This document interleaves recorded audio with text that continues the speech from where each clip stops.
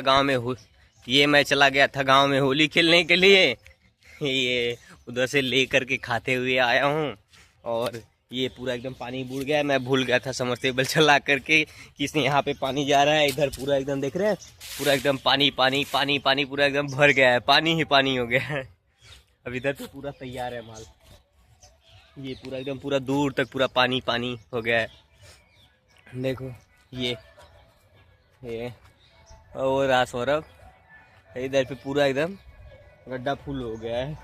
चेहला वाला जो ये एकदम पूरा मलमल हो गया होगा। देखो यहाँ पे भी पाइप से पानी गिर रहा था।